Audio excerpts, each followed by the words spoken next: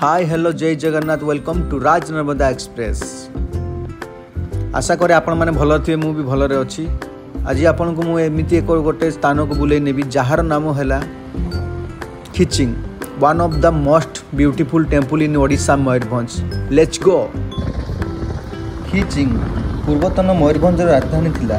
यह बारिपदारू 130 किलोमीटर और बालेश्वर 185 किलोमीटर, आंदपुर प्राय 100 किलोमीटर एवं केन्दुझर 40 किलोमीटर दूर में अवस्थित। जदि आपण कार आसवाई चाहती तेरे बारिपदारू 3-4 घंटार समय लगे। जदि आपण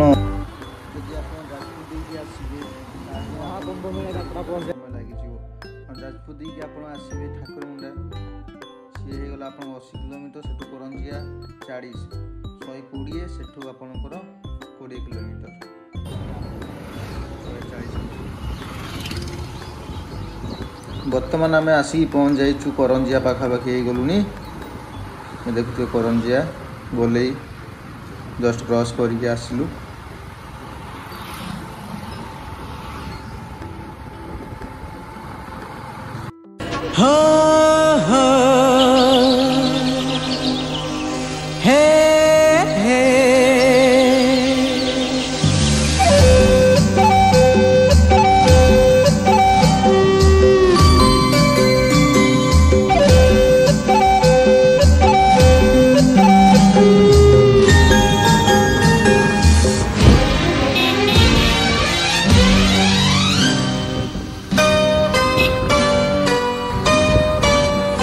देख आकाश पिंधिची इंद्रधनुर ओढ़णी, देख पहाड़ गाउची अलसी फूलर रागिणी।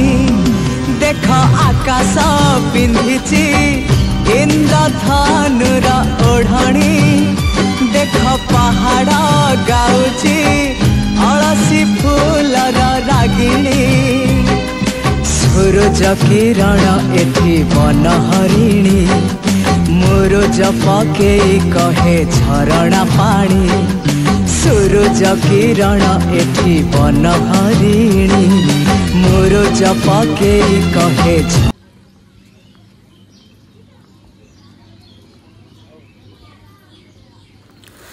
बर्तमान आम आसी पहुँची जाइचु खिचिंग ठारे।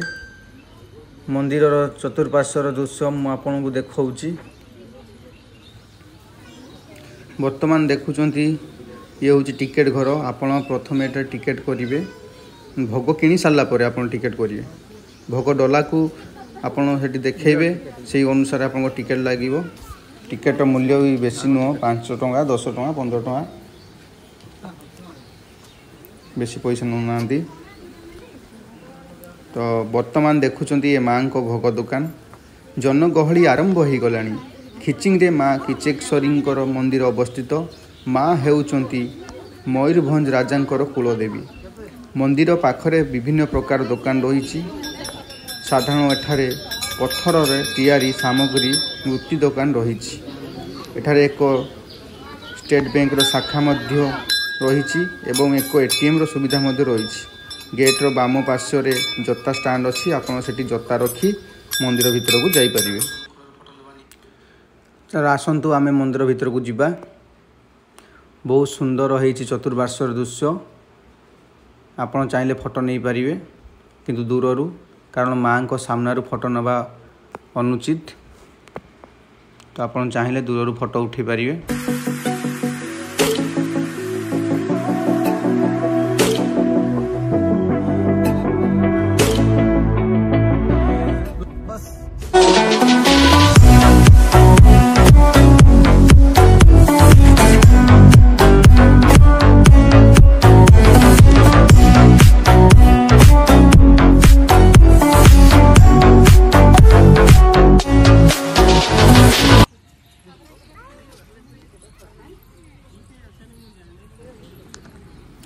भक्तंकर समागम आरंभ होइछि।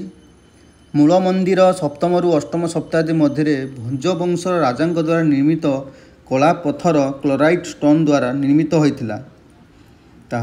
यह पर दीर्घ दिन भग्न अवस्था थिला। परे मयूरभंजर महाराजा प्रताप चंद्र भंज पुनर्निर्माण करथिले एथिपाई सेतेबेले हिसाब रे 80,000 टଙ୍କା खर्च होइतिला। मंदिरर उच्चता प्राय 100 फुट बा 30 मीटर अटे। मंदिर रे माँ आदिमाता चामुंडा रूप रे पूजा पाउचंती। माँ दशभुजा चामुंडा काली रूप रे विद्यमान। गलारे मुंडमाल हार एवं माँ शब उपरे विद्यमान।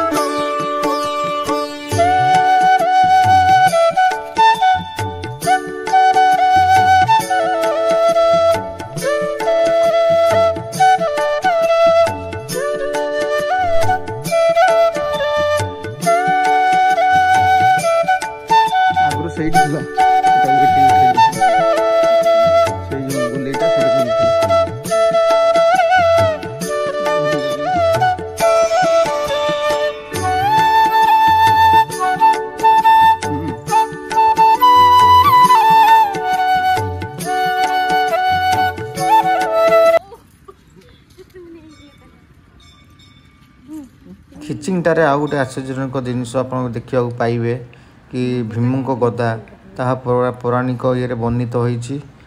तो ये भीम को गदाटी बहुत पुराना थिला, से भांगी जाइछि, तार किछि अंश रे पुनर्बार निर्माण करछंती।